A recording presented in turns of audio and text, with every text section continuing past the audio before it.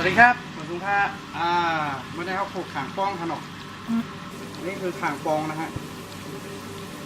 ขางป้องหน่อยครับเนาะเดี๋ยวเราก็นี่นะฮะเป็นนี้เราก็ปล่อยนะครับไปเลย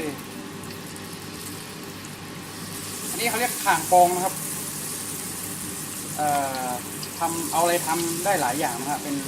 ใบบัวบกก็ได้ครับแล้วก็ยอดมะเขือเทศอะไรก็ได้หรือว่าเป็นหอมแดงก็ได้นะฮะอาเกียวครับเนาะเอาอย่างเช่นก็อะไรครับเนาะเอาเป็นผักหนอกเช่นก็อะไรครับเป็น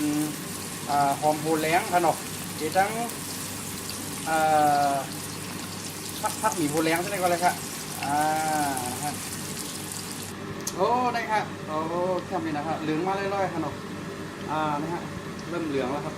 เดี๋ยวจะกรอบๆนะที่ทอดเสร็จแล้วนะครับนี่กรอบๆนะฮะเดี๋ยวเราไปดูน้ำจิ้มกันแล้วก็มีนี่ฮะหอมแดงนะครับเดี๋ยวเราจะทอดเหมือนกันเอาผ้าได้ก็เป็นอาเจียวผักหมี่แรงนะครับเนาะ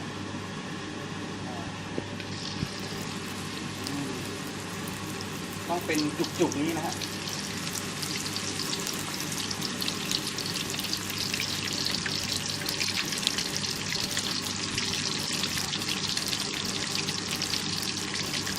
ก็อร่อยไปอีกแบบนะฮะเดี๋ยวเราไปทำน้ำจิ้มกัน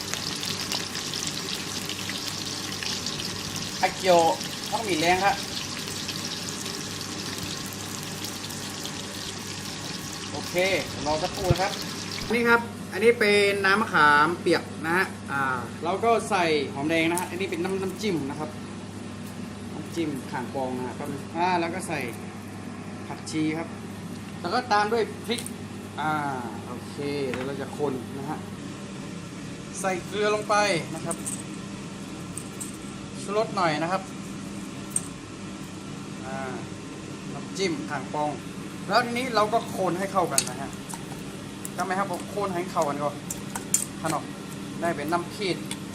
น้ำจำค่ะน้ำจำข่างปองนะครับได้เหมือนหนังเมืองไต้เข้าขนมนะครับน้ำจิ้มข่างปองโอ้ฮะยอดเรียบร้อยนะครับแล้วก็จิ้มอย่างนี้นะฮะนี่กินกันได้เลยนะครับโอ้ค่ะกินต้องกันค่ะข่างปองค่ะ